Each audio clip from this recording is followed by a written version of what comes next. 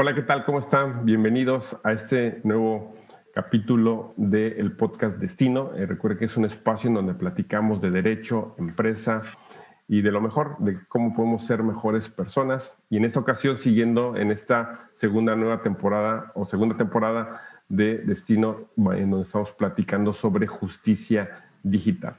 Y la intención de esta temporada es compartirles qué está pasando en los diferentes áreas o aspectos de la impartición de justicia.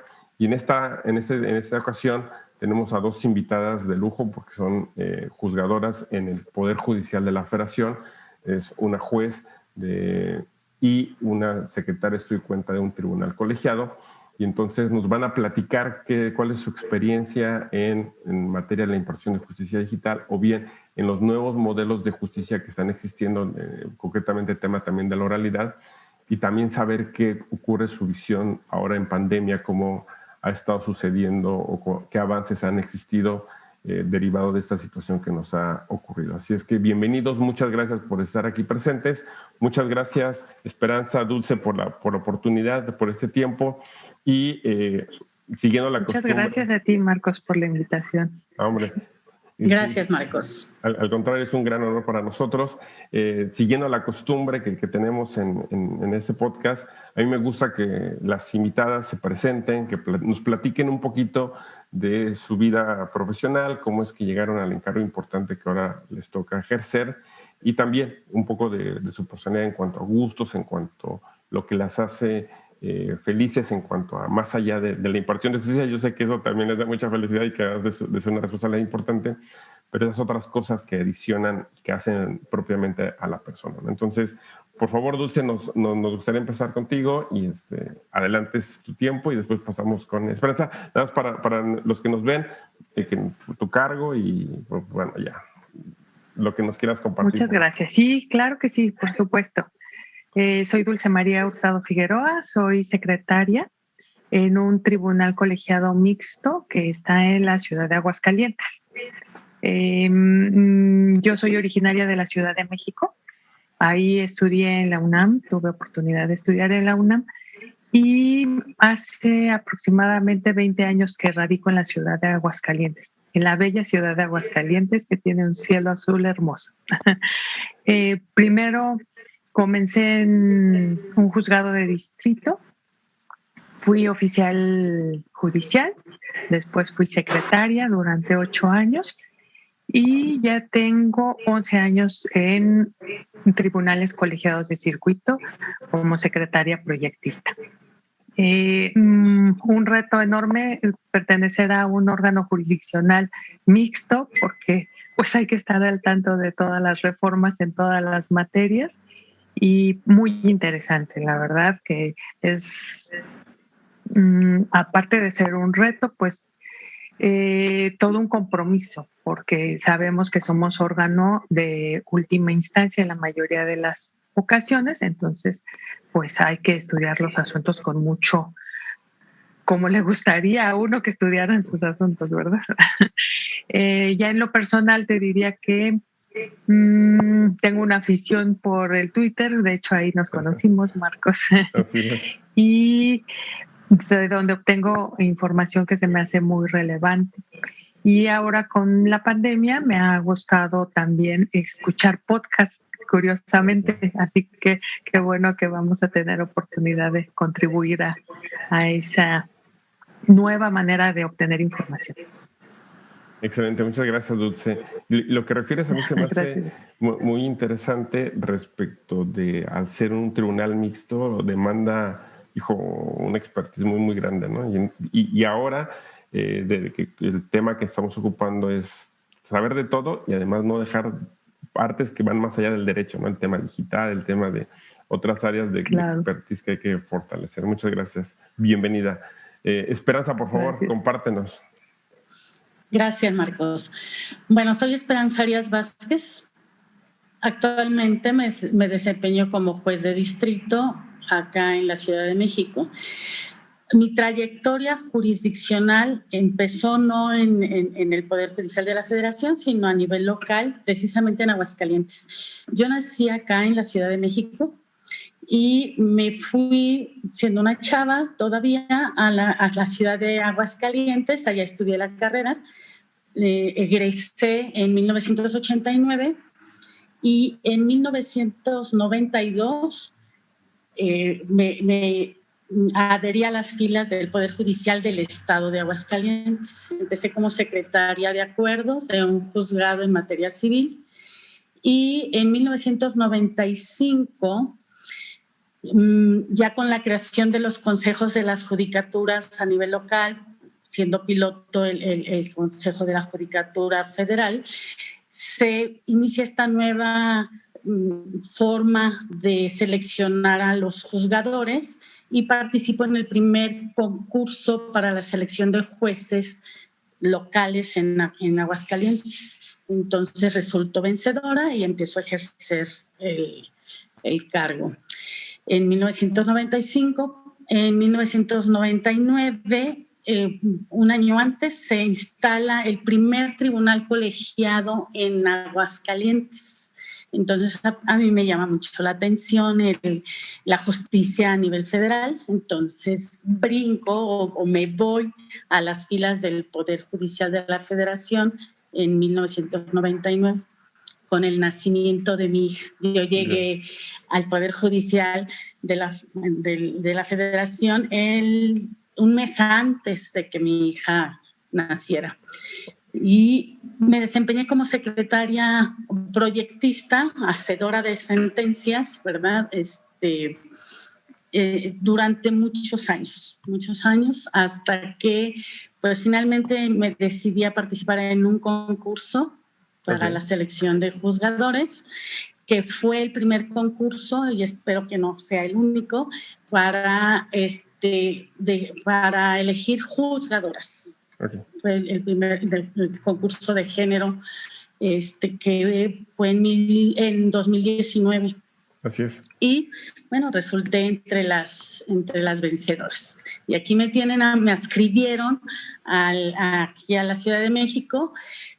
Fui inicialmente juez cuarta de distrito, especializada en juicios de cuantía menor, juicios orales mercantiles, pero a partir del 16 de diciembre del año pasado, ahora tenemos una nueva denominación y se incrementó la competencia para nosotros, y ahora es un nombre muy, muy largo, depende de su competencia, y somos ahora jueces de distrito en materia de extinción de dominio, con competencia en la República Mexicana y especializados en juicios orales mercantiles, con competencia en el primer circuito, acá solamente en Ciudad de México, y con sede precisamente en Ciudad de México.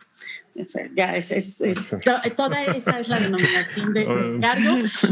Parece mucho, pero en realidad todavía no empezamos de lleno con el conocimiento de los juicios de extinción de dominio, no han llegado demandas.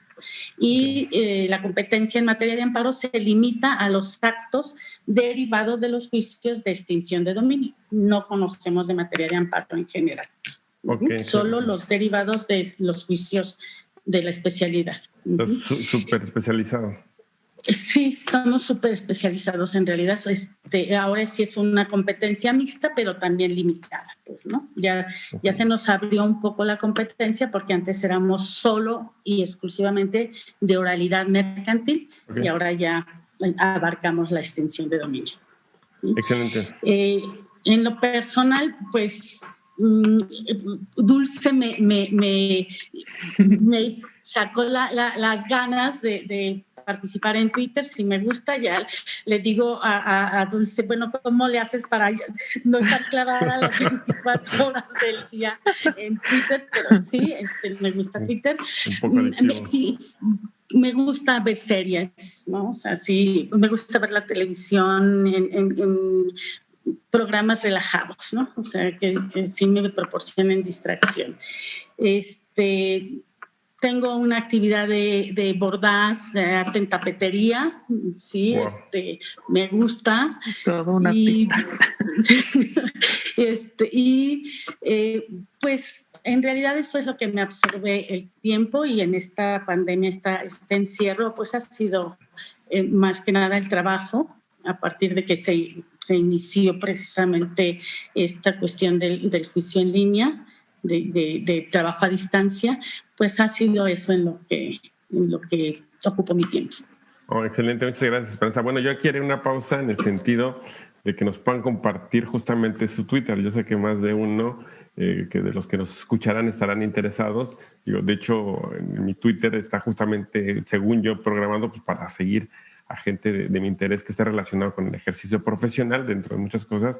Y entonces, el poder seguir a un magistrado, por ejemplo, cuando encontré al exministro Cosío y dije, puedo, y saber que además es él el que te contesta, y eso es extraordinario. Ajá. Y entonces, por favor, Esperanza, compártenos tu Twitter, y después Dulce, para que los que nos escuchen la sigan. Bueno, pues me encuentran como Esperanza Arias Vázquez, y es @esperan. Esto yo no lo elegí. De repente, entre mis partes que todavía no entiendo, no sé por qué tengo esta localización, es @esperan 66552086. Ok, es la programación automática que te da el Twitter. Ok. Pero después no se preocupen, de aquí vamos a ponerle una leyendita para que ya salgan en la grabación con el nombre, para que sea más fácil de seguirlo. Así es. Muy bien. Dulce, el tuyo, por favor. Sí. El mío es @dul_C Hurtado. Excelente. Dulce Hurtado. Esperemos, no se espanten. Debo confesar que no soy muy dada a tuitear cosas, ¿eh? La verdad es que sí, más bien lo utilizo como forma de enterarme de los expertos, como dices tú. Es un privilegio que puedas tener contacto directo con personas que están tan enteradas de tantos temas que son tan interesantes, y que tengan la bondad, la generosidad de compartirlo, ¿no? De decirnos, hey, aquí pongan ojo en este tema, y oigan, salió esta reforma, y no le pierdan la vista a esto. Entonces, eso me gusta mucho. A veces sí llego a tuitear algo, pero no esperen que sea yo muy prolífica. Bueno, pero eso es una buena oportunidad. Y yo aquí, digo, esta charla, si bien es cierto, tiene que ver con justicia digital, para mí la parte importante de lo que quiero resaltar es la evolución de la justicia. Pero no solamente hablando en el tema digital respecto del juicio a distancia, sino creo que ha habido evolución importante desde el tema de la oralidad. Yo creo que ahí serían como los antecedentes de la digitalización, porque tengo entendido, había que grabar en audio lo que se estaba ya realizando en las audiencias, y entonces creo que por ahí puede ser un buen antecedente. Y el que hablemos ahora de Twitter, y eso yo les quiero compartir también la evolución de cómo es que me involucro en las redes sociales. Cuando yo estaba haciendo la maestría en Derecho Administrativo, un profesor ya muy mayor, en ese entonces tenía como 70, 75 años, nos daba una clase que tenía que ver con cómo consultar el Poder Judicial, ¿no? La digitalización de la jurisprudencia y eso.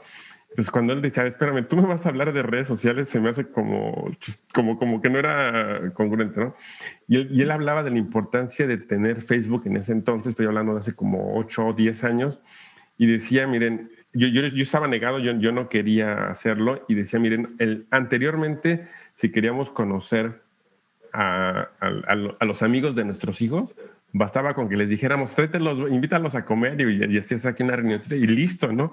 Decía, ahora no, ahora tenemos que tener un perfil de Facebook, tenemos que hacernos los amigos de ellos, y para de esa manera conocer quiénes son sus amigos, ¿no? Y estar como conocer esa otra parte. Cuando dijo eso me hizo mucho sentido. Y luego dijo, depende cómo programen sus seguidores y eso, para que tengan a gente de interés y que no estén compartiendo solamente el tema de, ay, mira, me estoy comiendo unos chicharrones con salsa verde, ¿no? Entonces, y la verdad es que fue muy interesante. Y para mí la experiencia a partir de ahí fue cuando encontré al magistrado Cosío, y eso transformó el perfil. Y de hecho, la experiencia ha sido generosa, tan es así que, Dulce, que creo que gracias al Twitter sería decir que estamos en contacto. Así es. Sí. Así es. como parte de esta evolución de la justicia, platíquenme más bien a la gente cuál ha sido el principal aspecto que ustedes han visto en su área de expertise y que nos lleva al tema de la justicia digital. Si quieres empezamos contigo, Dulce, por favor.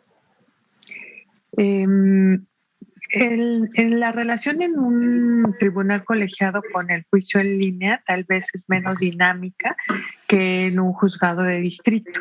En un juzgado de distrito que hay un contacto más cercano con casos urgentes, el juicio en línea tiene una mayor difusión, un mayor aproximamiento, sobre todo porque ahora se permite que esta urgencia en la presentación de las demandas no sea ir a buscar al secretario a su domicilio, ¿verdad? Sino sea a través de esta plataforma. Nosotros en el tribunal colegiado lo que hemos tenido la oportunidad es de que esos recursos que se generan a través de esos amparos indirectos, sobre todo los recursos de queja urgente y los recursos de queja en general, ahora se tramiten vía electrónica. Y esa es nuestra aproximación al juicio en línea. Eso, por supuesto, hace mucho más veloz el que nosotros podamos tener las constancias y podamos, mediante una misma plataforma, compartir ese expediente electrónico, y a partir de eso la resolución pues es más breve, ¿verdad? Es más ágil. Les quiero platicar también un poco cómo es que la pandemia ha modificado nuestras formas de trabajo. Deben de saber que normalmente los secretarios proyectistas y los magistrados estamos en el tribunal y entonces la comunicación es directa. Nosotros presentamos los proyectos, los magistrados tienen oportunidad de, en su caso, hacer una revisión física de las constancias y de comentarnos en corto, así en persona, pues, cuáles son las áreas de oportunidad del proyecto, en qué, si están de acuerdo, no están de acuerdo, si pretenden que se formule una nueva propuesta. Bueno, ahora todo eso tiene que ser modificado porque ya no estamos físicamente en el tribunal. En mi caso, yo asisto al tribunal una vez a la semana. Tenemos que tomar medidas para cumplir con la higiene necesaria, llevar el cubrebocas, usar el gel.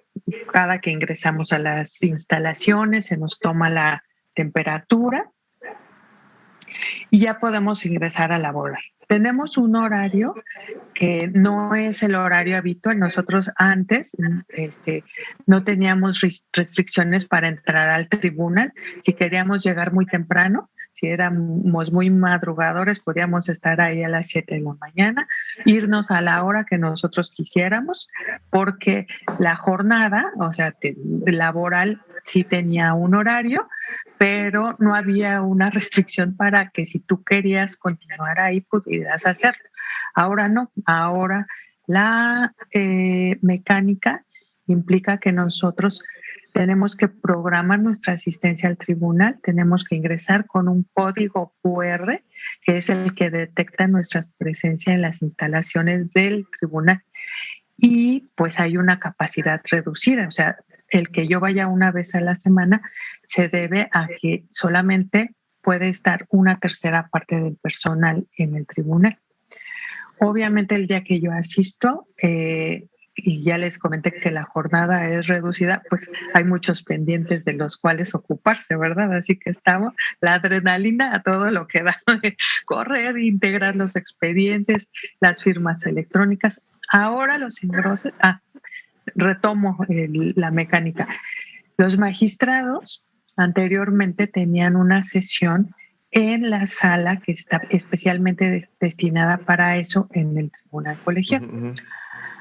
Ahora las sesiones se llevan a través de una plataforma como es esta Zoom, pero es otra especial, está diseñada, autorizada por el Poder Judicial.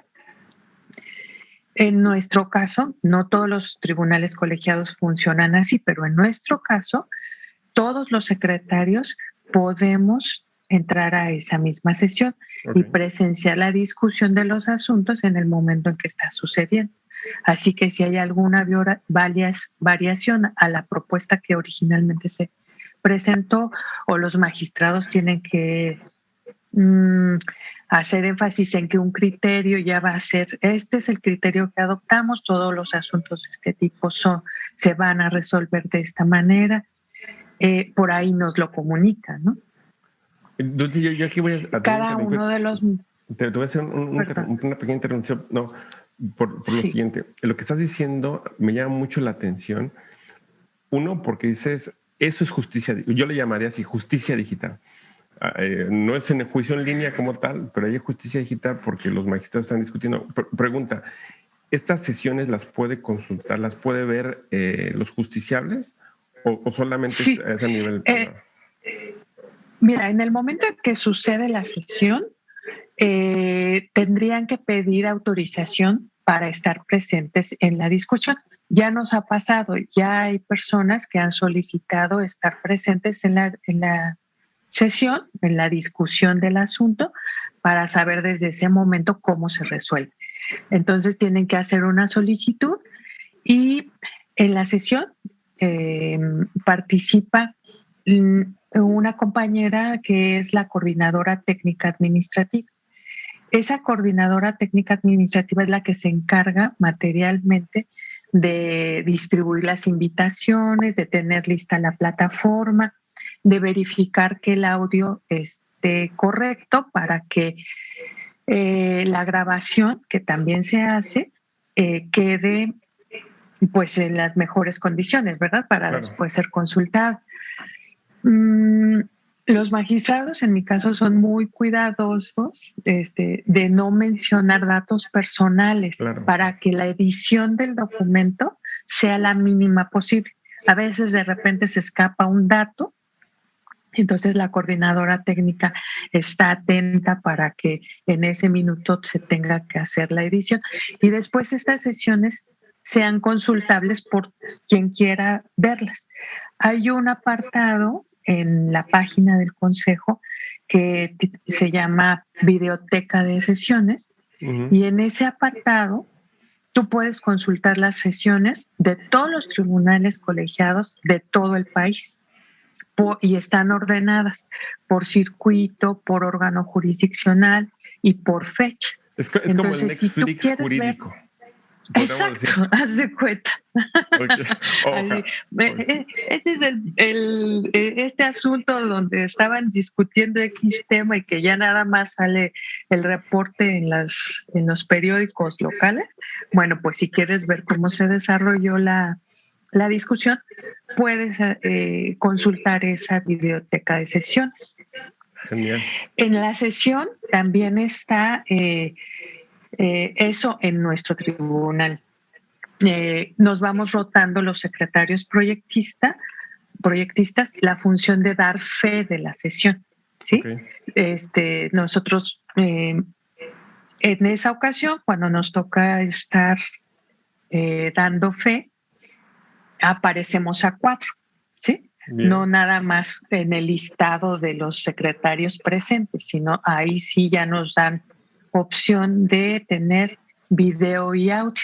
Entonces, además de los 3 magistrados que discuten, está el secretario que escucha el sentido de la resolución y posteriormente tiene la encomienda de hacer un acta para que quede registrado cómo se verificó la sesión y cuál fue el sentido de la votación y si esta fue por unanimidad, si hay mayoría, si alguno de los magistrados decidió formular un voto concurrente o si de plano estuvo en contra y entonces va a formular un voto particular.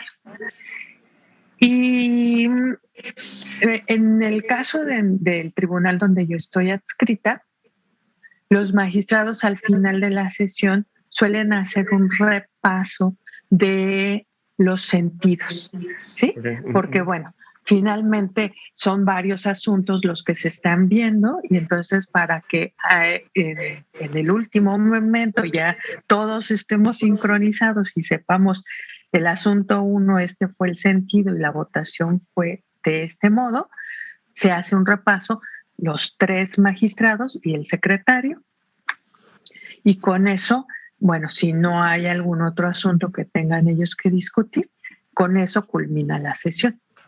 Genial. Entonces nosotros, al mismo tiempo, les comento, estamos sabiendo ya la propuesta que nosotros realizamos, si se aprobó, no se aprobó, hay que hacer esta modificación y podemos en ese instante comenzar los engroses de los asuntos. Les comento, como estamos trabajando en casa, tenemos oportunidad de ingresar a través de una VPN a nuestra computadora del tribunal y entonces estamos integrando en ese mismo momento los expedientes. Hacemos la versión de una vez que va a quedar consultable para el CICE, para que en el momento en que los magistrados terminen de firmar electrónicamente, ahora firmamos 4 personas electrónicamente, el secretario que proyectó y los 3 magistrados.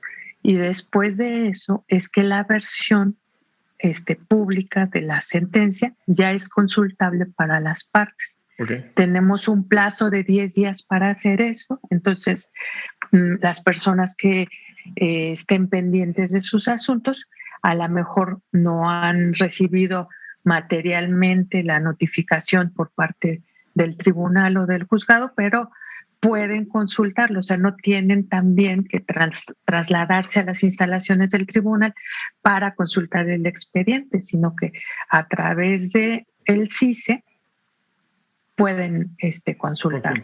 Además, si tienen autorizada la consulta del expediente electrónico, nosotros tenemos la obligación de que nuestro tanto físico corresponda exactamente al tanto electrónico. Entonces, no se tienen que perder de nada, están al corriente con las notificaciones, con las actuaciones que se vayan presentando en los expedientes.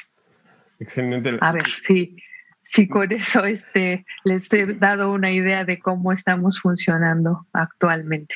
No, la verdad es que maravilloso, Dulce, y te voy a hacer un pequeño reclamo aquí, porque cuando te invité a este podcast decías, no, yo no tengo nada que hablar de justicia digital. No, digo, ¿cómo no? Si aquí está la carnita, es impresionante, porque yo estoy imaginando lo siguiente, a ver, ¿qué pasaría si yo, justiciable, sé que van a sesionar mi asunto, entro a la sesión y ya vi desde ahí que me dieron palo, que mi abogado es muy bueno o es muy malo, y entonces desde ese momento ya no tengo que esperar la notificación y el engrose, y yo sé que ahorita no funciona así, pero estaría sensacional que pudiese funcionar así, es decir, que me pudiese loguear como un tema de firma electrónica y a partir de ahí me doy por notificado del sentido de la sentencia y vámonos. Cuentan mis plazos para el siguiente recurso, para la siguiente instancia. Ya me ahorro el tema del papel, ya no tengo que estar revisando a qué foja está diciendo tal cosa. En todo caso, tendría que señalar en qué minuto se dijo tal cosa o no se valoró tal cosa.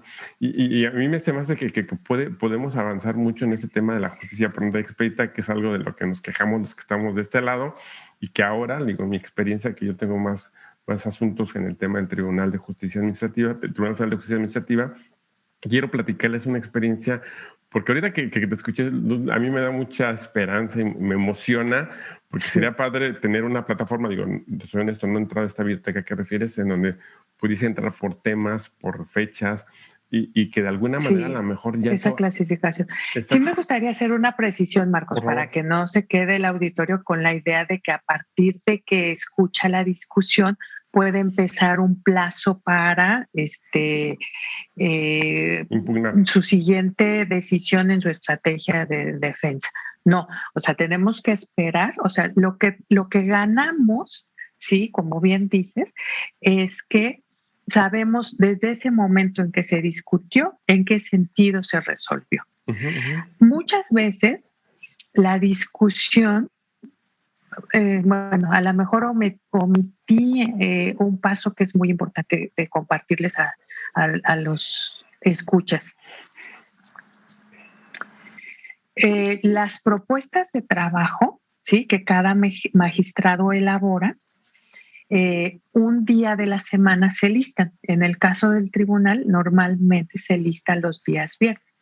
Ese día, todos los asuntos que se van a discutir en la siguiente sesión, que normalmente sucede el jueves de la semana siguiente, ya quedan identificados. Entonces, las partes se notifican a través de lista que esos asuntos se van a discutir el jueves siguiente.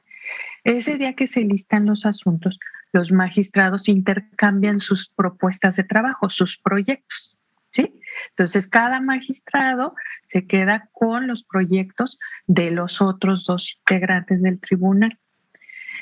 Y a veces la discusión pues sí involucra el fondo y discutir qué es lo que hubo. Oye, me parece que esa apreciación es correcta, que de esa prueba efectivamente se desprende este sentido y por eso coincido con la propuesta de conceder el amparo para estos términos.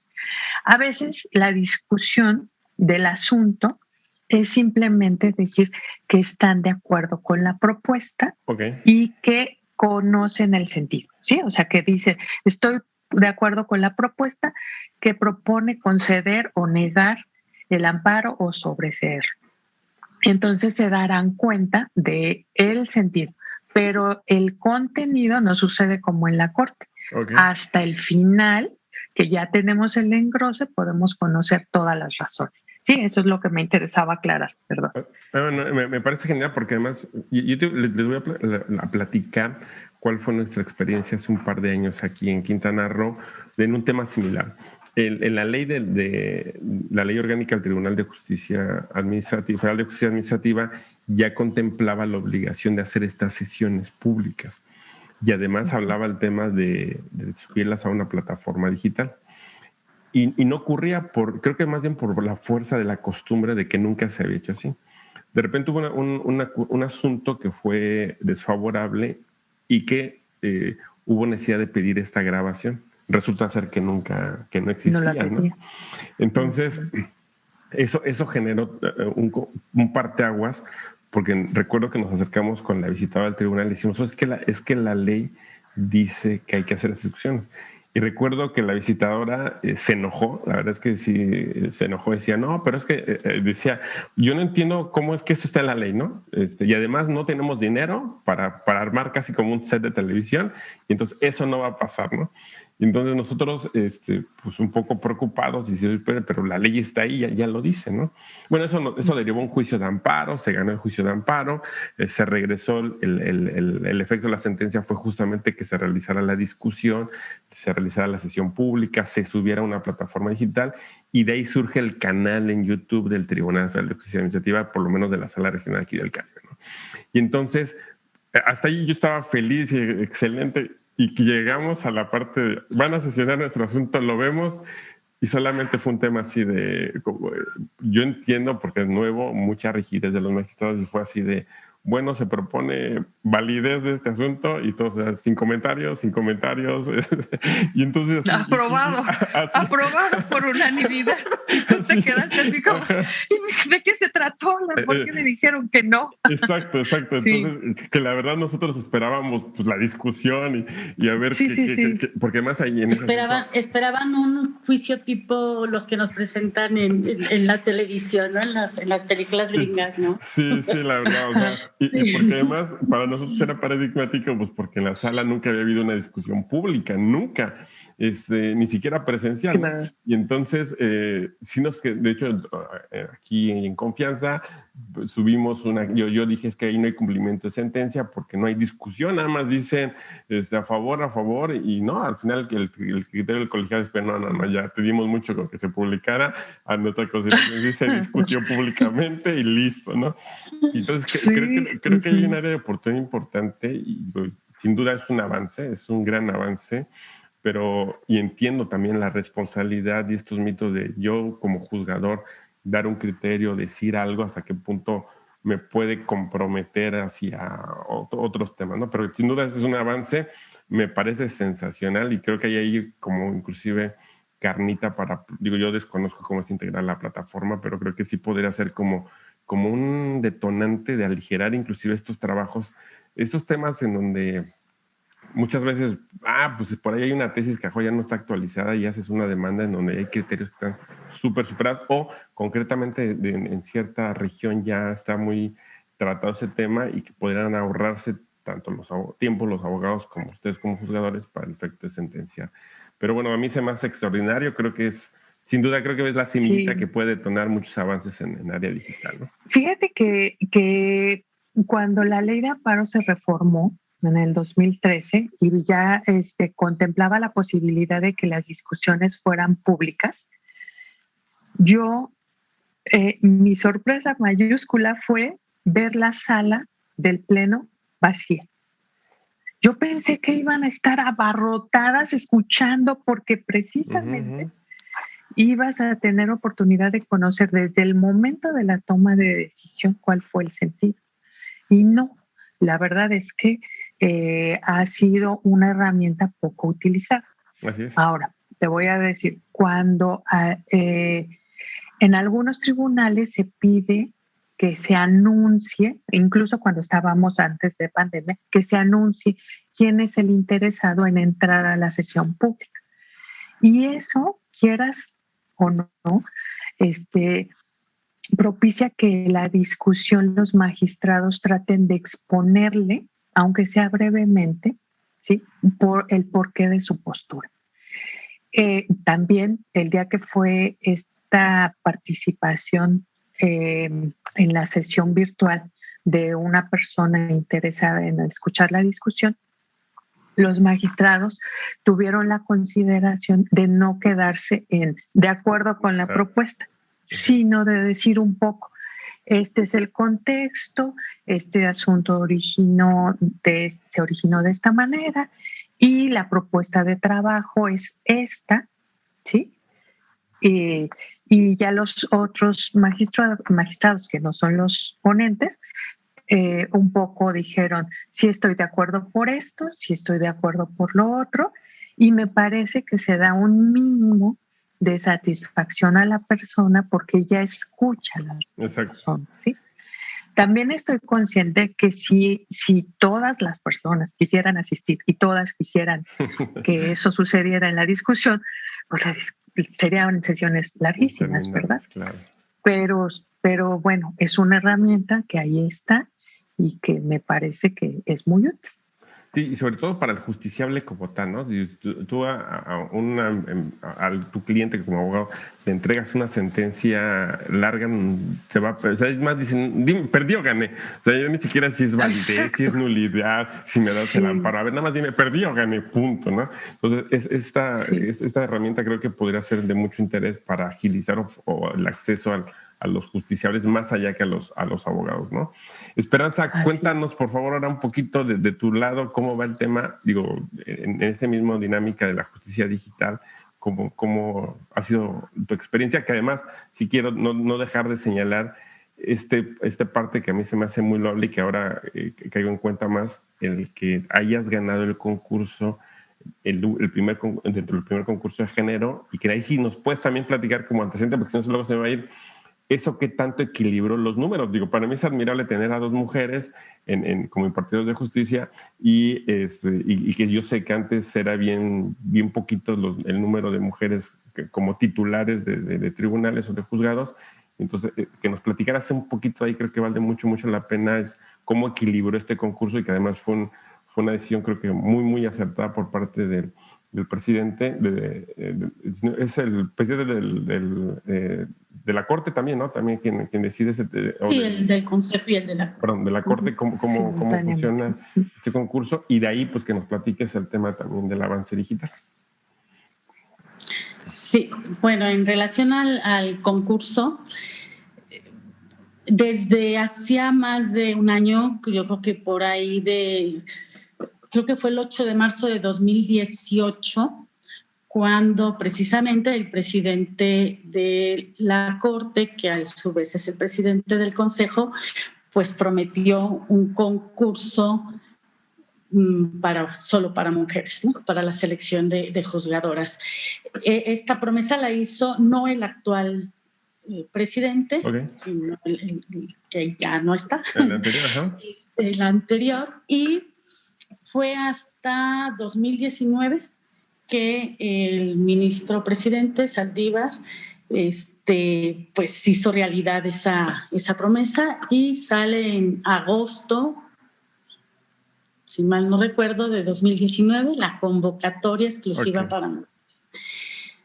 Solo para 25 plazas a nivel nacional. ¿Sí? ¿Y cuántas concursaron? ¿Más de 500? ¿100? No sé. Bueno, para la primera etapa fuimos más de 2,000, 2,300 por ahí. Ok. Sí, acudimos muchísimas mujeres, ¿no? O sea, fuimos, queríamos, ¿verdad? Y era para pasar a una segunda etapa solo 50. Oye, Esperanza. De admitidas al concurso, ¿sí? Cuyos exámenes se llevaron en 10 diferentes sedes en la República. Fuimos en Aguascalientes no había sede, fuimos a Guanajuato, las que participamos en Aguascalientes. Y fueron, bueno, salió la eliminación para la segunda etapa. El mínimo aprobatorio para pasar a la siguiente etapa era 85. Es decir, no es que precisamente hubieran obtenido una calificación muy baja, que ya es que no pasaron a la segunda etapa. En realidad es que había un mínimo, ¿verdad? Era de 85. Pero cuando tú te inscribiste, ¿supiste que competías con otras 2,000? ¿O no? Hasta que salió la lista de admitidas, porque te inscribes, ¿sí? Pero hay quienes no cubren los requisitos, un porcentaje mínimo seguramente, y hay una discriminación de estas personas que no cubren los requisitos, y entonces se publica una lista de admitidas al concurso para la primera etapa. Y ya cuando sale la lista, pues ya te das cuenta que vas. Oye, ¿y eso no fue desmotivador? No, porque la verdad es que el antecedente de los concursos anteriores era ese, pero con una convocatoria mixta, ¿verdad? Para hombres y mujeres también eran 2,800 participantes. Siempre ha sido así el número de aspirantes. Ok, excelente. Sale la lista de admitidas a la etapa, hacemos el examen, y luego, después de más de un mes, me parece, de haber hecho el examen, pues todas con el nervio, ¿verdad?, de si estamos o no en la segunda etapa, pues sale la lista de 50 que pasamos a la siguiente etapa, a la segunda etapa, y que consta, bueno, la primera etapa es un examen de conocimientos básicos en derecho, ¿sí? Y para la segunda etapa son 2 fases. Una es un proyecto de sentencia y otra es un examen oral ante 3 sinodales. ¿Sí? Estas 2 exámenes tienen un porcentaje de valor. Y junto con niveles de desempeño, que bueno, depende de tu antigüedad, de estudios, ¿sí? Como cargos que has ocupado, que es un porcentaje mínimo. El 10% de la calificación final es estos factores de desempeño. Y era 45% y 45% el proyecto de sentencia y el examen oral. Entonces, pues de ahí vamos las 50, nos dan fecha y hora para el examen. Te voy a decir que acá todo fue participación de mujeres. O sea, el sínodo estaba compuesto por 3 mujeres. Quienes calificaron los exámenes del proyecto también fueron mujeres. ¿Eso podemos decir que lo hacía más difícil o más fácil? ¿O es indistinto? Creo que más en confianza. O sea, y creo que las mujeres bueno, por lo menos yo así lo percibí, las que estaban en el sínodo, muy cálidas, o sea, con la sustentante, así de, uno no puede despojarse del nervio, ¿no? Cuando vas al examen, entonces te tranquilizan, platican, se relaja un poco el ambiente y luego ya, y bueno, a mí me dieron, las sentí muy cálidas, me hicieron que sí relajara el nervio y que pudiera pues explayarme en mi exposición, ¿sí? Porque ese examen oral es a partir de que sacas una tarjeta en la materia que tú decides de las urnas, las dividen las urnas en materia, hay laboral, civil, administrativo, amparo, derechos humanos. ¿Sí? Yo elegí derecho laboral. Y hice esta pregunta porque generalmente como más allá del tema profesional sí está, al menos tengo esta idea, tal vez esté mal planteada o mal sustentada, en el sentido de que entre mujeres la rivalidad es como peor, ¿no? Así de, no, o sea, hay un ambiente entre mujeres, entonces las que de repente que en lugar de que quien se ayude, de repente pareciera ser, y es por eso un poco la pregunta. Fíjate que a lo mejor porque fue exclusivo de mujeres, acá yo no sentí esa rivalidad. En el proceso yo no sentí esa rivalidad. Al contrario, quienes se quedaron en el camino, quienes no pasaron a la segunda etapa, el apoyar, del decir, el echarte porras, pues, ¿no? De que te voy a ver en la lista de vencedora. O sea, muy cálido. Yo la verdad es que sentía a todas mis amigas y compañeras con mucha disposición de ayuda, incluso como son esa base de un temario, ofrecerse yo te desarrollo un tema para que lo puedas exponer. O sea, genial, sí, genial. La verdad es que mucho compañerismo en el proceso. A lo mejor es distinto cuando los concursos son mixtos. A lo mejor sí las mujeres ahí como que preferimos que quede el hombre, ¿verdad? O sea, mi amigo que ella, ¿no? O sea, sí, puede ser. Pero la verdad es que en este concurso de género yo sentí mucho compañerismo. Oye, platícanos cómo fue que te enteraste de que tú habías sido vencedora. Mira, la verdad es que se escapa información unas horas antes. La lista de vencedoras sale publicada en el Diario Oficial de la Federación. Bien. Previamente, en las bases del concurso se indican las fechas. Entonces ya sabe uno que ahorita a las 12 de la noche voy a saber si estoy en la lista o no, ¿verdad? Incluso el diario sale un par de horas antes o una hora antes, pero se cuela un poco de información y entonces se colaba la idea de que sí vienes en la lista, pero hasta que no lo ves no lo crees. Claro. Sí, ya cuando sale la lista en el Diario Oficial, pues así ahí ves tu nombre, ¿no? Y ahí se entera uno oficialmente de que a partir de ese momento, pues sí resultó realmente vencedora del concurso. ¿Y cómo impactó en cuanto a equilibrar la cuestión de disparidad de género? Uh-huh. En realidad, mira, fueron 25 plazas. Cuando la diferencia me parece que son un poco más de 100 entre de juzgadores y juzgadoras. Necesitamos como otros 5 concursos. Pero fue una acción afirmativa que la verdad es muy alentadora. Claro. Ahora los concursos bueno, ha salido con posterior a un concurso para juzgadores en materia laboral. Con esta nueva justicia en materia de trabajo, y fue seleccionada, bueno, fue mixto, pero fue una plaza más para mujeres. O sea, ahí hubo, la selección de 25 hombres, me parece, y 26 mujeres. Ok, un poco más equilibrada. Ajá, pues va, aunque sea de poco a poco, ir equilibrando los números, ¿no?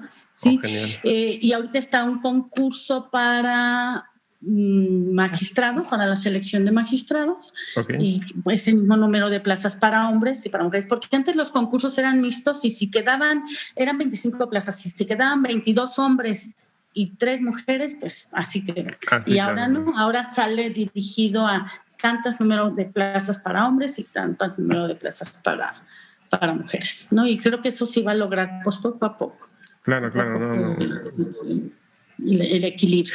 Oh, pues felicidades, porque además, digo, me queda claro que el proceso no es ni rápido ni fácil, pero y en el caso, creo que a nivel profesional es como cuando al menos yo estaba estudiando, ser juez es así como wow, ¿no? Lo más que se puede aspirar, y sobre todo que es muy loable estos procesos porque se acaba el tema ese de, pues, que en algunos otros tribunales, que no diré cuáles, es porque es el primo del amigo o el amigo del senador. En una ocasión, cuando era secretario en el tribunal, platiqué con el visitador y le decía, oiga, yo quiero ser magistrado. Y se me queda viendo y me dice, está difícil. Dice, mira, hay 2 vías. Porque yo le decía, oiga, me quiero concursar para ser delegado de la Prodecon. ¿Cree que eso me ayude a ser magistrado? Y me dice, está difícil. Me dice, mira, hay 2 vías para que puedas ser magistrado. Uno es, pues, que estés dentro del tribunal. El tribunal tiene que proponerte y de esa manera, pues, llegar al Senado y listo, ¿no? Pero si estás fuera, pues evidentemente no es la vía.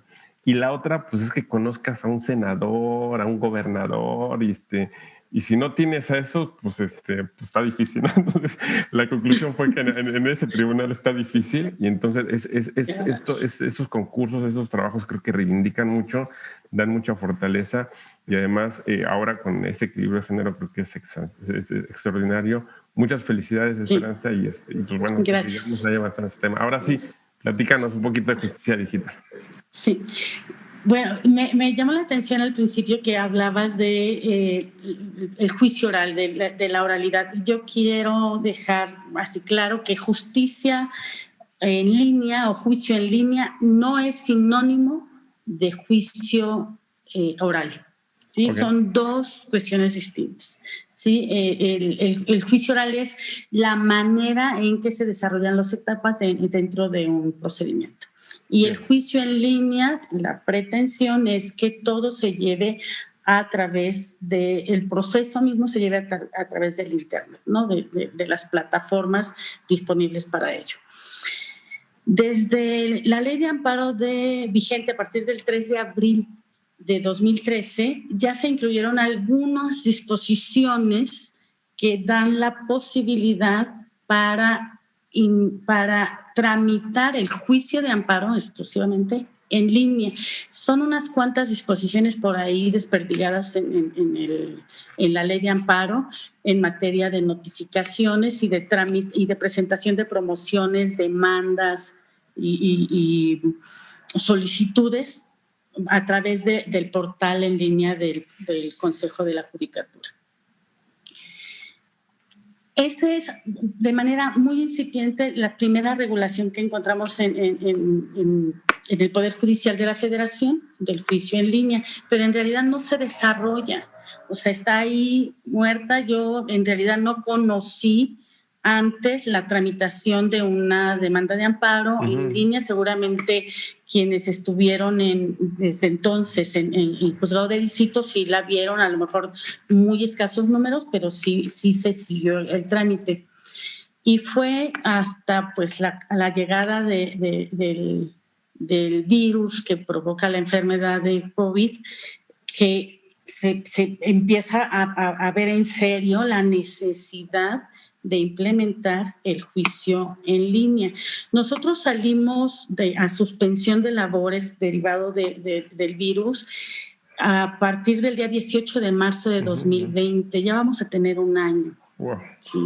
Se suspendieron totalmente las labores de todos los procedimientos, con excepción de los asuntos urgentes. ¿Sí? Entonces, se emite un acuerdo por parte del Consejo y se hace un listado de los casos urgentes, y entonces empieza a funcionar el Poder Judicial, los órganos del Poder Judicial, por guardias para atender asuntos urgentes exclusivamente, ¿sí? Y si algún asunto en línea estaba tramitándose, se podía seguir. O también si los asuntos estaban ya para el estado de dictar sentencia, entonces podía darse ese brinco en el procedimiento con la emisión de la sentencia y hasta ahí. Pero entonces fue a partir de un catálogo que casi todos son en materia penal, ¿sí? Okay. Que se indica estos asuntos se van a atender, pero en realidad no fue una atención en línea, fue una atención física porque funcionaba a partir de asistir al juzgado que estaba de guardia para la recepción y trámite de su solicitud. Esto, pues, como todos lo sabemos, se prolonga. Llegamos a junio y todavía en estas condiciones y con más pánico por los contagios, entonces pues se toma una decisión por parte del Consejo y dice, bueno, vamos a tener que implementar el juicio en línea con las bases que se dan de manera muy precaria en la ley de amparo. Se desarrolla un acuerdo, se emite un acuerdo donde se desarrolla y se desmenuza un poco cómo va a funcionar el juicio en línea. El día 12 de junio de 2020 se publica en el Diario Oficial de la Federación el Acuerdo 12 de 2020, emitido por el Pleno del Consejo, en el que se establece la integración y trámite de los expedientes electrónicos y el uso de videoconferencias para los órganos del Poder Judicial de la Federación, ¿sí? Con la posibilidad, entonces sí, de arrancar el juicio en línea en todos los procedimientos competencia de los órganos jurisdiccionales. Okay. Que están a cargo del Consejo. En todos los procedimientos se llevan alrededor de 40 trámites o procedimientos ante los órganos jurisdiccionales federales. Y todos, con ese acuerdo 12, pueden ya presentarse o iniciarse en línea. Sí. Ya no nada más el juicio de amparo, que era el que estaba previsto en la ley de amparo. O sea, ahí en ese acuerdo se señalan las bases, cómo se va a presentar, empezando por, a ver, ¿qué requieres para acceder al juicio en línea? Uh-huh. Empezando por una firma electrónica, ¿verdad? Uh-huh. O sea, entonces, ¿cómo tramitas tu firma electrónica? Hay un acuerdo específico para ello, te guían, incluso ya en los celulares, tanto en iOS como en Android, hay aplicación para poder tramitar y obtener la firma electrónica para acceder al portal de servicios en línea del Poder Judicial. Genial. Se indica cómo puedes presentar, o sea, se desmenuzan los pasos, ¿sí? ¿Cuáles son los órganos encargados de apoyarte para la presentación y trámite de tu asunto? Se establecen los requisitos, requieres además de la FIREL o de la firma electrónica que sea compatible con el sistema, por ejemplo, la FIEL de Hacienda, del SAT, te sirve también para ingresar al portal de servicios en línea del Poder Judicial. Entonces, también requieres un número de usuario y una contraseña para poder ingresar al servicio del portal. Entonces, a partir de ese acuerdo, si todas las personas que quieran intentar un juicio podrán hacerlo en línea, ¿sí? El acuerdo sale publicado el día 12 de junio y empieza su vigencia el 16 de junio. Arrancamos, pues, después de esa paralización casi total a partir del 18 de marzo, el día 16 de junio arrancamos con el juicio en línea. La verdad es que la gente desconoce mucho el trámite y es, además, incluso los abogados tienen una resistencia a pasar de este expediente físico, ¿sí? A el expediente electrónico. Claro. O sea, anímate, ¿no? O sea, es sencillo, es lo mismo. El acuerdo te indica cuáles son los pasos que tienes que seguir para presentar una demanda. Nosotros, pues, estábamos en el órgano en el que yo estoy, pues, estábamos deseosos, ¿no?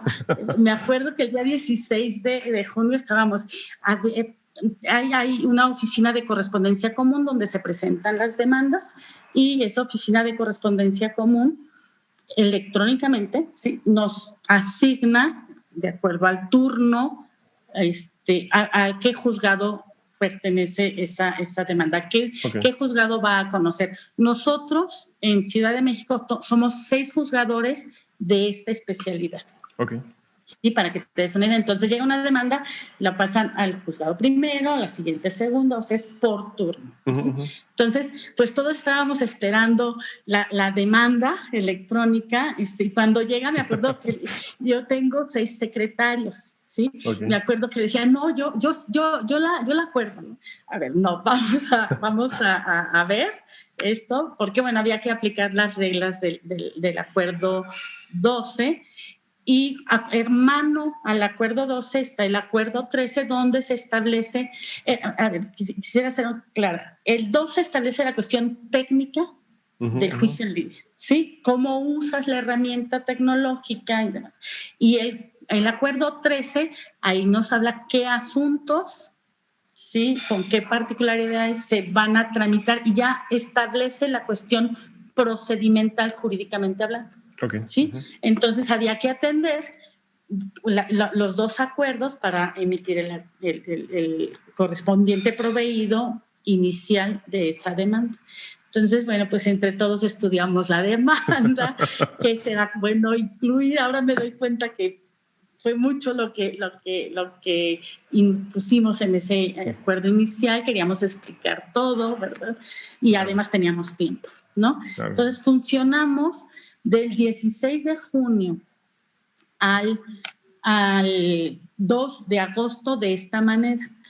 Pero a ver, la primera barrera que nos encontramos fue, el acuerdo 13 decía, si se requiere la realización de una diligencia personal, se suspende el juicio en línea. ¿Sí?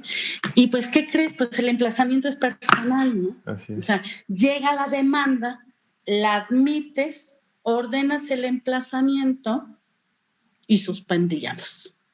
Volvíamos a suspender porque ese acto personalísimo, ¿sí?, pues no se podía realizar porque claro, no podíamos exponer a los actuarios conforme a las reglas del acuerdo 13, no estaba permitido que los actuarios salieran a notificar.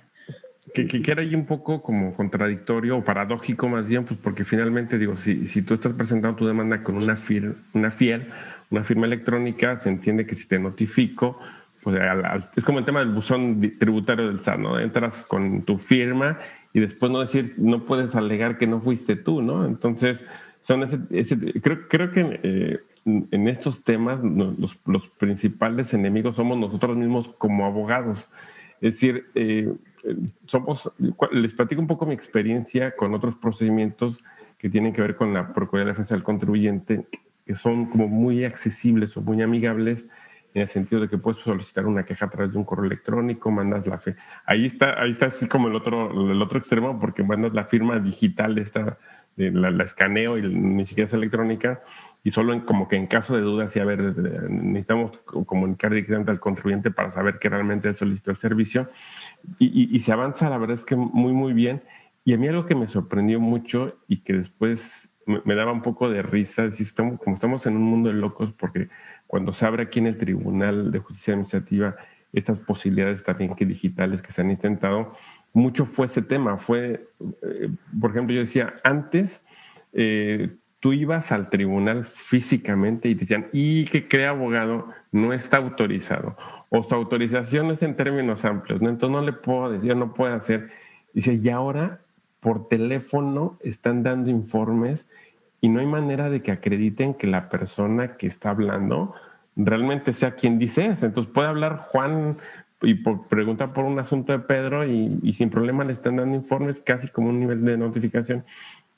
Y entonces sí puedo ver esto como este gran reto y creo que es un tema de la formación propia de nosotros abogados, es decir, necesito el procedimiento para saber cómo voy a actuar en el procedimiento, cuidando el más mínimo detalle, y nos metemos en esas como cajas de camisas de fuerza que nos van poniendo obstáculos, ¿no? Y creo que esa es la siguiente tarea de liberar, porque seguramente en estos procedimientos quien estuvo atrás son abogados, ¿no? Y entonces ya hemos encontrado otros retos en el sentido de, en el tribunal recuerdo que habían procedimientos, y es que el sistema no tiene este catálogo de acuerdo, ¿no? O es que el sistema no me permite hacer este envío de notificación, y entonces ahí es donde nos empezamos a atorar y decimos, oiga, pero el sistema electrónico no puede estar sobre el procedimiento de la ley o sobre el procedimiento natural, y se empiezan a dar todas estas áreas de oportunidad. Pero bueno, creo que al final sí hay un avance importante. En una plática con un magistrado del Tribunal de Justicia Administrativa decía, arrancamos ya con el juicio en línea versión 2, ya llevamos como 2 meses y al día de hoy no ha habido nadie que se inscriba, ¿no? Y eso es parte de estos retos de decir, esperemos que las generaciones que vienen atrás de abogados, que ya son los millennials, entiendo, y que son ya casi nacen con el celular en la mano, pues empujen esto y que pueda dar ahí el giro importante y de avance, ¿no? Sin duda me queda claro que ha avanzado, y creo que por judicial mucho, porque además es un tema no solamente de procedimientos, sino de recursos, ¿no? No sé cómo tuvieron que hacer su ajuste presupuestal para echar a volar esto, ¿no? Eso es importantísimo. Mira, el expediente electrónico que aparece en el portal de servicios en línea del Poder Judicial lo puede consultar la parte interesada, ¿sí? Sin que ello implique que lleva un juicio en línea. Es decir, hay 2 aspectos. Uno es el acceso al expediente electrónico, que solo requieres tu número de usuario y accedes. Se te tiene que autorizar el acceso porque hay en el portal un apartado en donde se te habilita para acceder al expediente electrónico. Para que podamos decir que llevas el juicio en línea, es necesario que la parte interesada solicite la realización de notificaciones electrónicas. Okay. En un procedimiento, en un juicio normal, ¿sí? Todo va, o sea, son pasos concatenados unos a otros para llegar a una resolución final, a una sentencia, ¿sí? Pero entre ese paso y otro te van corriendo términos para realizar determinadas actuaciones judiciales dentro del juicio, pues, ¿sí? Es decir, o sea, de la demanda sigue el emplazamiento, del emplazamiento la contestación, de la contestación ahora hay que dar vista, ahora hay que admitir pruebas, ahora hay que celebrar audiencias, y todos son términos, todo se hace con plazos, ¿sí? Entonces, para que eso suceda en línea, es necesario que las partes, o una de ellas, porque pueden ser asuntos mixtos, por una parte puede llevarse el juicio en línea y por la otra no. Okay. ¿Sí? Entonces, debe solicitar la realización de notificaciones electrónicas.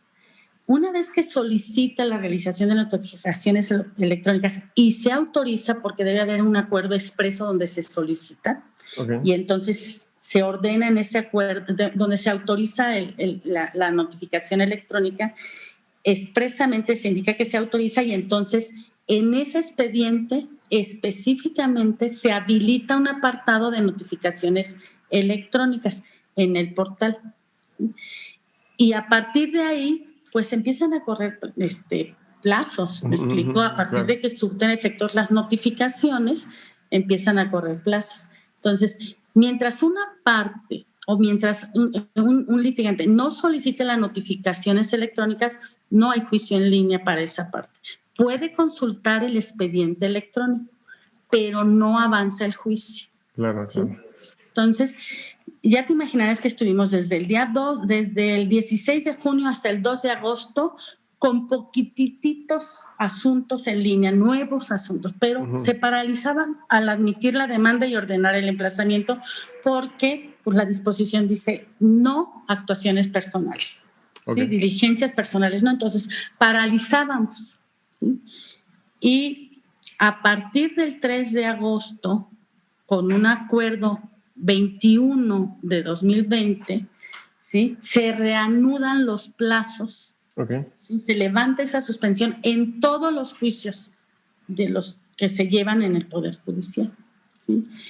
Y se pretende el regreso escalonado de las funciones físicas, ¿sí? Entonces, desde el 3 de agosto empezamos a funcionar como con una especie de dualidad, una parte electrónica y otra parte física. Bien. Mira, aún con el juicio en línea no nos hemos despojado del papel, ¿sí? El acuerdo 13, el acuerdo 12 y el acuerdo 21, porque actualmente es nuestra base para funcionar, ordenan que el expediente físico y el electrónico sea idéntico, que coincidan. Entonces, todo lo que hacemos electrónicamente se imprime y se integra claro. físicamente, ¿sí? Aunque la firma vaya electrónica y hay una evidencia criptográfica en las actuaciones, eso se imprime y seguimos llenándonos de papel.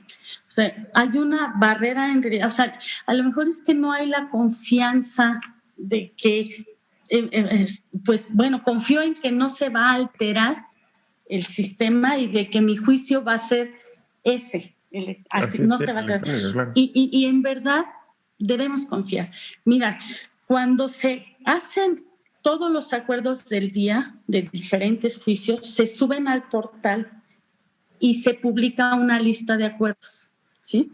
A partir de la publicación de la lista de acuerdos, nadie, ni nosotros, podemos modificar la actuación, ¿sí? O sea, si después de que firmé el acuerdo electrónico y se hizo la lista electrónica, yo digo, me equivoqué aquí en lo que sea, ya fue. Ni modo, no hay marcha atrás. Claro. Y te digo porque de veras, alguna vez lo intenté, dije, sí, hay que bajar el acuerdo porque está mal, ¿no? ¿Sí? Ya no se pudo. Ya no se pudo. O sea, no podemos manipularlo. A lo mejor alguien, no sé, un ciber, no sé, o sea, alguien que sí entienda mucho pudiera meterse al sistema y además buscar ese expediente y además esa resolución y alterarla. Pero en realidad, o sea, no es manipulable. Una vez, o sea, que están publicadas las resoluciones, las actuaciones, no hay manera de modificarlas. O sea, no se puede. Entonces, sí deberíamos de confiar un poquito más. Pero por lo pronto, en el paso que estamos es que hay un expediente físico que debe coincidir puntualmente con el electrónico. Entonces, en esa parte de despojarnos de papel, no hemos avanzado incluso. O sea, seguimos llenándonos de más papel porque ahora todo representa mayor número de hojas, ¿eh? La evidencia criptográfica, pues, abarca una hoja por lo menos. Entonces, cada vez hay que estar ingresando al expediente físico, pues, mayor cantidad de papel, ¿no? Entonces, ya con la solicitud del juicio, de las notificaciones electrónicas en el juicio, podemos hablar de que para la parte que lo solicitó, inicia el juicio en línea. Okay. ¿Sí? Entonces, alguien pudiera comparecer electrónicamente, pero no solicitar la notificación electrónica y entonces no se le notifica electrónicamente y no corren términos para esa persona. Se lleva el juicio en línea en todas sus etapas, dependiendo del trámite, ¿verdad? Bueno, el juicio no deja de funcionar con sus propias reglas. El oral mercantil sigue el trámite que prevé el Código de Comercio, ¿sí? El juicio de amparo, pues sigue el trámite que establece la ley de amparo y así cada uno de los procedimientos que se llevan en los órganos jurisdiccionales del Poder Judicial, ¿sí? O sea, las reglas de tramitación del juicio son exactamente las mismas, ¿sí? Okay. Hay algunos matices que nos dan los acuerdos para seguir el juicio en línea. Por ejemplo, la notificación. Si las personas tienen habilitadas notificaciones en línea, entonces tienen la obligación de entrar a consultar sus acuerdos. Okay. Si no lo hacen, se entiende hecha la notificación a los 2 días, a las 48 horas de que se publicó el acuerdo, ¿sí? No importa, se genera en automático, el sistema genera en automático una constancia de notificación, aun cuando no haya entrado el interesado, ¿sí? Y a partir de ahí aplicamos las reglas del procedimiento respectivo de cuándo surte efectos esa notificación. Por ejemplo, en materia mercantil surten efectos todas las notificaciones a partir del día siguiente de que se hace la notificación. Claro. Entonces estaríamos hablando de que en un juicio oral mercantil se publica el acuerdo, no entra la persona a notificarse electrónicamente, a las 48 horas de la publicación se tiene por hecha la notificación y surte efectos al día siguiente. Y entonces empiezan a correr los términos que se hayan fijado o que establece la ley para proseguir el juicio. Claro. ¿Quién puede solicitar las notificaciones? ¿Quién puede solicitar que se siga el juicio en línea? La parte interesada, su representante legal, que quiere decir que es un apoderado, ¿sí? A alguien que le otorgó facultades expresas en un poder para actuar en el juicio, ¿sí? O una persona autorizada en términos amplios de la ley respectiva, ¿sí? Por ejemplo, si conmigo viene una parte y dice, no, autorizo al abogado en términos del artículo 1069 del Código de Comercio, en términos amplios, que pueda promover en mi nombre, que pueda presentar recursos, que pueda ofrecer pruebas, que pueda alegar en las audiencias, esa persona también podría solicitar la realización de notificaciones electrónicas con la consecuencia que esto implica, ¿verdad? Claro. El avance del juicio por lo que se refiere a esa parte, ¿sí? Es importante que veamos que el juicio en línea es amigable, es una manera de continuar con la impartición de justicia y que esto no se detenga, porque en verdad se paralizaron los juicios. Sí, total. La experiencia en un juicio normal físico, que se llama físicamente, es que en el oral mercantil, en un año ya incluso puede haber resolución de amparo, ¿sí? Okay. Y con esto de la pandemia, con esta suspensión de labores, con esta parálisis de labores, tenemos asuntos de 2019, ¿sí? Presentados de junio de 2019 a la fecha, que apenas vamos a celebrar audiencias, porque las personas no se animan a solicitar la notificación personal para que se avance el juicio en línea. Y que yo me atrevería a pensar que no solamente no es que se animen, yo creo que también aquí podrá entrar el caso de algún abogado habilidoso, por no decir mañoso, en el sentido de decir nos conviene paralizar el procedimiento, nos conviene detenerlo, en el caso mercantil, pues porque de esa manera no tienes que pagar. Si pierdes el asunto y además sabes que lo vas a perder, pues no tienes que pagar todavía, lo alargamos y entonces sí entra este juego perverso de decir, no solamente es el tema de los tribunales están haciendo el esfuerzo, están preparando esta plataforma y la contraparte le busca la manera de cómo aprovecharse de esta situación y como dices, no es tanto ese tema de quien quiera que avance le entra, le experimenta y avanza, ¿no? Y quien no, creo que lo puede ocupar ahí como una área de oportunidad maliciosamente, ¿no? Y que es muy lamentable porque al final del día, cuando hablamos nunca se habla de justicia que no sea pronta por culpa del abogado, por el chicanero, por el que está interponiendo recursos tras recursos solo por alargar los juicios, ¿no? Y entonces pareciera ser que es todo responsabilidad de los tribunales cuando creo que no necesariamente, ¿no? Mira, esta manera que tenemos de trabajar actualmente conforme al Acuerdo 21 de 2020, ahora estamos obligando a las partes a continuar con el juicio. En la materia que yo conozco, que es la mercantil, pues es el principio dispositivo, ¿verdad? O sea, sí dependemos mucho de lo que promuevan las partes, pero con el artículo 1078 del Código de Comercio también nosotros podemos actuar de manera oficiosa porque los plazos son fatales y continuamos de una etapa a otra. Aun cuando las partes no soliciten el juicio en línea, nosotros estamos tratando de avanzar los juicios y entonces los requerimos, ¿no? O sea, se emite un acuerdo y se le dice, a ver, dime, no para que solicites la notificación electrónica, porque para eso no los podemos obligar, ¿sí? Claro. Pues depende incluso mucho de los recursos que tengan las partes para poder acceder al juicio en línea. Entonces no los podemos obligar. Pero, ¿qué crees? Sí voy a avanzar tu juicio. Entonces, te requiero para que me digas si cuentas con herramientas tecnológicas, si tienes una computadora para asistir a las audiencias, ¿sí? Si tú me dices que no tienes o no me contestas nada, yo voy a presumir que no tienes y entonces yo te voy a prestar en el juzgado, en la computadora, para que asistas al juzgado y desde ahí tomes tu audiencia.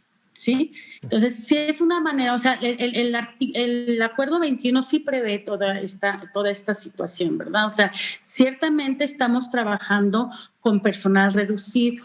Nosotros somos juzgado pequeño, solo somos, incluyéndome a mí, 26 personas en el juzgado y tenemos oportunidad de entrar cada día 12 personas, ¿sí? Entonces, el tiempo que van al juzgado, el personal, lo ocupan para integrar expedientes físicos, ¿verdad? O sea, todo lo que se está trabajando en línea hay que bajarlo a físico, entonces hay que escanear o imprimir y buscar el expediente. O sea, es un trabajo que pareciera sencillo, pero de verdad es laborioso, ¿eh? O sea, busca el expediente, ve en qué estado está, ve hasta dónde está integrado, checa las promociones siguientes y tienes que ir haciéndolo con el juicio, con el expediente electrónico. A ver, aquí me quedé, ¿qué sigue? ¿Qué constancias nos faltan integrar? Entonces, imprímelas, cóselas, parece rudimentario ya, es arcaico, pero todavía se cosen los expedientes, es la manera de engrosarlos, ¿sí? Y además hay un sistema de citas para los justiciables, ¿sí? Es decir, las personas entran al portal, quienes quieren ver su expediente físico o van a recoger una orden de pago, un cheque, documentos, ¿sí? Los juicios tienen infinidad de cuestiones que se solicitan y que requieren la presencia física de las personas, ¿verdad? Entonces, en el portal está diseñado un sistema de citas, ¿sí? Entonces, entran al portal, solicitan su cita, ahí indican a qué juzgado, qué expediente quieren consultar y se captura esa hora y ese día para que ingresen, ¿sí?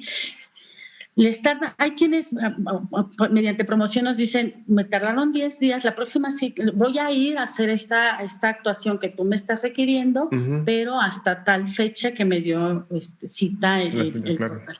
Entonces, sí van los justiciales, pero se limita el número de personas, obviamente, y tomando en cuenta el personal que ya está ingresado al juzgado, pues precisamente para evitar aglutinación y que haya un número elevado de personas y evitar contagios, ¿verdad? Claro. Los juicios no nada más se pueden presentar promociones a través del portal, también hay la posibilidad de que se presenten físicamente, o sea, ciertamente lo ideal es que todo se hiciera de manera electrónica a partir del portal, a través del portal, pero no todas las personas tienen esa posibilidad o simplemente no quieren hacerlo. Entonces, el Acuerdo 21 diseñó como una modalidad mixta. Y entonces, no hay oficialía de partes en cada órgano jurisdiccional, sino que se implementó en el Acuerdo 21 oficialías de partes comunes. ¿Sí? Por ejemplo, los 6 juzgados de la materia que yo conozco, tenemos una oficialía de partes común. Si alguien quiere presentar promociones físicas en el juzgado, va a esa oficialía de partes común en la que están funcionando personal de cada uno de los juzgados, ¿sí? Se recibe la promoción física y luego se reparte a los juzgados que corresponden. y esa promoción se acuerda electrónicamente, sí, pero integra de manera física. Entonces, se está tratando de abarcar lo más posible para que esto no se detenga. Claro. Hay cuestiones que definitivamente requieren una presentación física. Por ejemplo, un juicio ejecutivo mercantil oral, ¿sí? Pueden presentar su demanda en línea, pero pues el cheque o el pagaré o el documento ejecutivo base de la acción lo tienen que presentar físicamente. Claro. Se requiere por las reglas de los títulos, se requiere de la presentación física del documento. Entonces, muchos sí presentan la demanda en el portal con copia del documento. Okay. Le damos trámite, se admite la demanda, ¿sí? Se ordena el emplazamiento, pero se indica que no se llevará a cabo la diligencia hasta que se presente el documento base de la acción.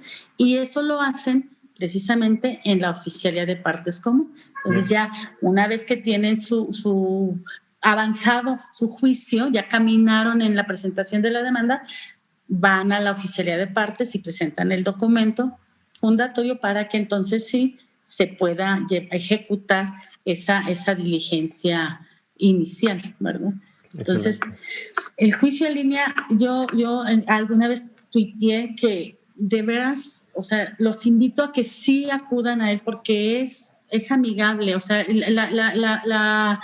el sistema informático utilizado en el portal es muy amigable, hay pasos muy claros para que realicen sus promociones o presenten sus demandas de manera electrónica y puedan continuar el juicio en línea, ¿no? Genial. Sí, no, digo, y me queda claro que sí es un reto para los abogados romper esta inercia o más bien esta resistencia al avance, ¿no? Hay yo creo que muchos mitos porque a mí me queda claro, a ver, ahora ¿quién duda de una factura electrónica? O sea, nadie dudamos de la factura como tal, ¿no? O sea, tal vez lo que se cuestiona ahora con el SAT es la operación que hay detrás, pero nadie duda de que la factura se emitió y que es válida y que tiene sus candados de seguridad que son prácticamente inamovibles, claro, ¿no? Que a ese nivel creo que las constancias de las actuaciones judiciales sería así. Y la verdad es que yo quedo bastante impresionado porque sí advierto que se han hecho muchas cosas y que evidentemente falta mucho por hacer. Habrá que hacer como la segunda parte de este video podcast dentro de un año tal vez para decir, oye, a ver cómo avanzamos, cuál ha sido el resultado, claro, qué tanto, en qué posición nos estamos quedando, ¿no? Y bueno, dado lo avanzado de la hora, muy al estilo de la expresión de la Corte, yo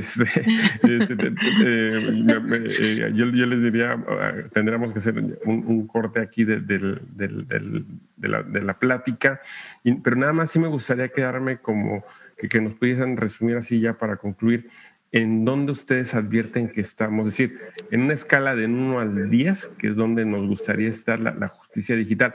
Aclaro, muy a su visión personal, porque yo estoy pensando, yo como abogado, ¿cuál sería mi modelo ideal de justicia digital, no? Pues que a lo mejor estoy en Finlandia de vacaciones y al mismo, o de paseo, y al mismo tiempo entro al portal y estoy revisando mis asuntos, veo la cantidad, puedo presentar promociones, puedo recibir notificaciones y que propiamente no esté anclado a un lugar físico. Entonces yo diría, bajo ese nivel creo que estamos tal vez en 3 o en el 4, ¿no? Del 1 al 10. Pero esa es mi visión muy cómoda de decir, quiero trabajar mientras estoy disfrutando de un lugar, ¿no?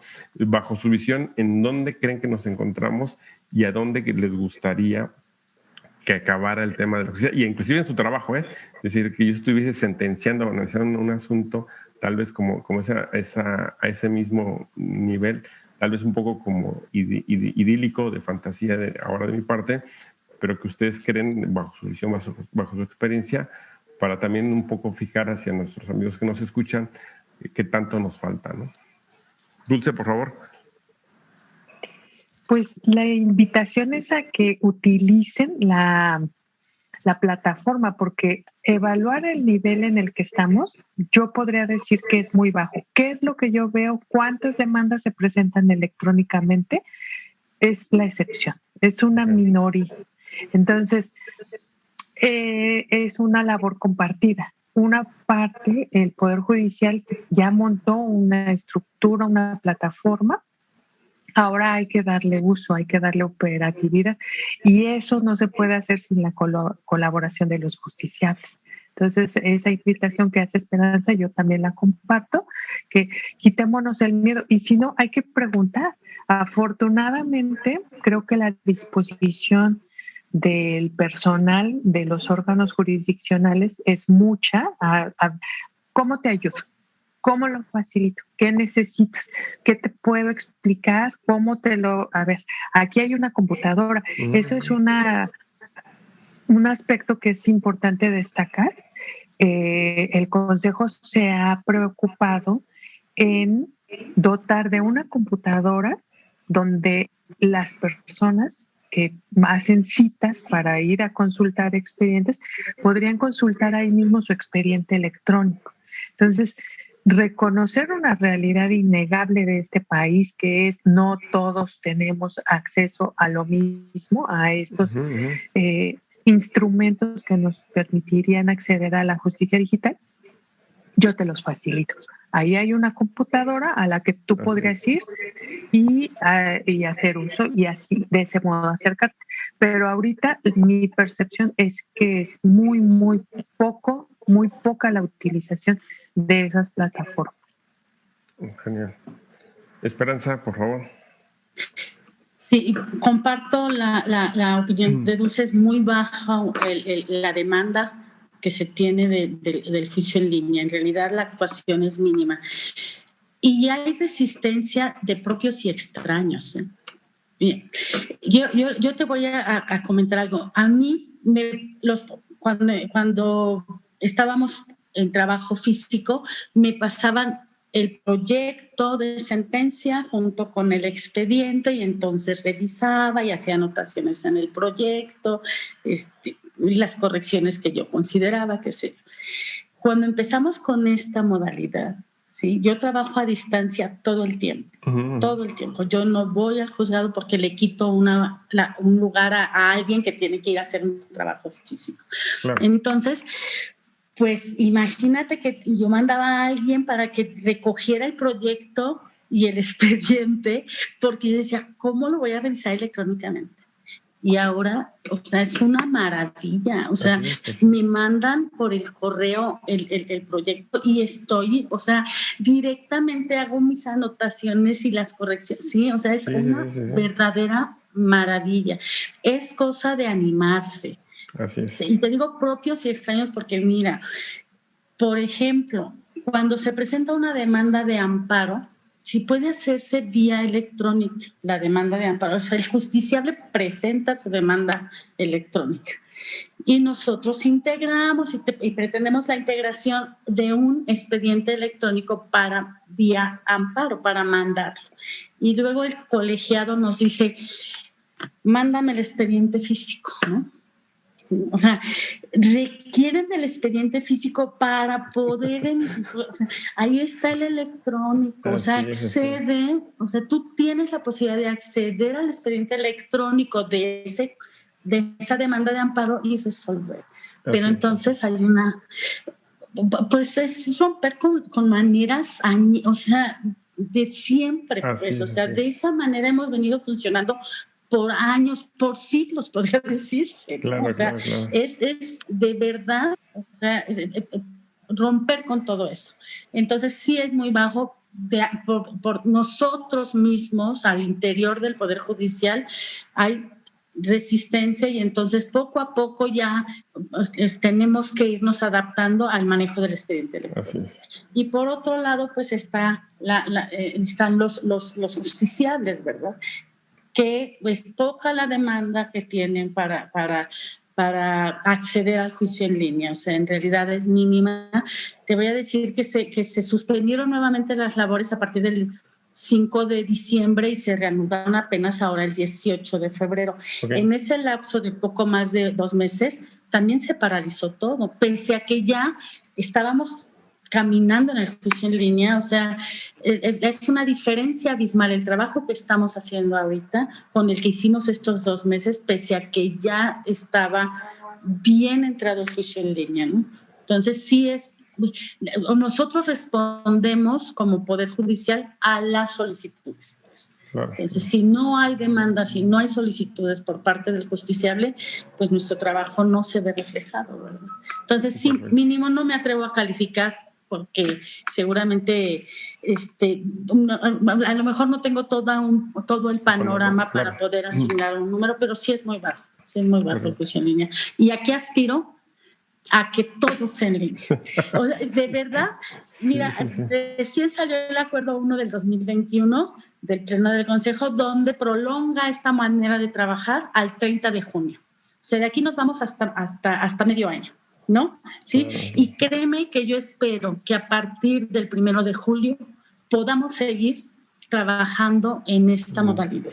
Que podamos no estar todos en el órgano, que de veras aprovechemos y que el juicio en línea llegó para quedarse. Eso quisiera que pasara, ¿no? O sea, aun cuando ya termine esta contingencia por el problema del contagio, ¿sí? O sea, que el juicio en línea siga vigente, siga presente y se siga utilizando y cada vez en mayor escala, ¿no? Claro, perfecto. Pues muchísimas gracias.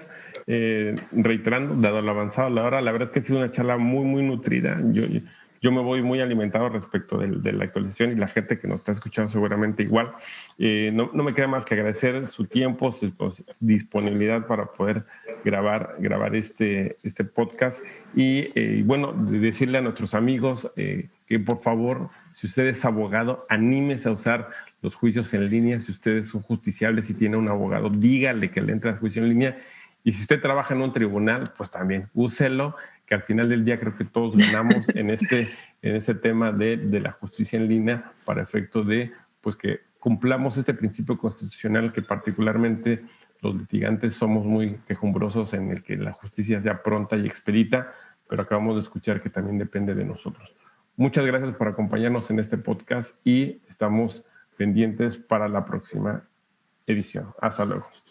Muchas gracias a ti, Marcos. Hasta luego. Muchas gracias, Esperanza. No se vayan todavía. Nos vemos, Dulcecita.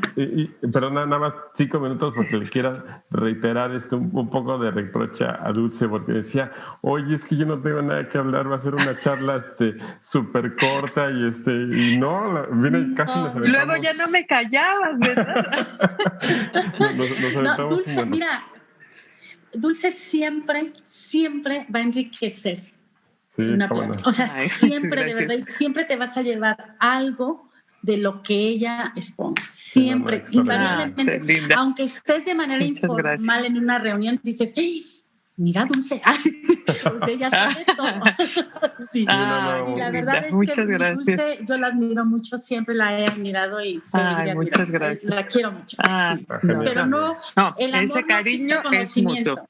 El amor no tiene conocimiento y en verdad Dulce es, o sea, de verdad es una persona conocedora de tantas cosas y es una guía excelente y además se desprende de lo que sabe para compartirlo y te invita a conocerlo, pues, o sea, no es egoísta. No es egoísta. Es muy compartida. Tan es egoísta, Esperanza, que nos dio la oportunidad de compartir contigo este tiempo. Yo lo aprecio mucho, muchas gracias. Estoy hasta aquí. Vamos a hacer, ya cuando esté lista la edición, eso les mando les aviso muy que bien. ya se va a hacer la publicación y todo para que lo puedan compartir también ahí en sus redes y vamos a hacerles algunas vínculos, a señalarlos para que pues sí, también haya más gente que los pueda seguir. Muchísimas gracias, que tengan excelente fin de semana. Al contrario, Marcos. Marcos, un gusto, Muchas gracias por tu generosidad. Gracias, al contrario. Que estés muy bien. Hasta luego.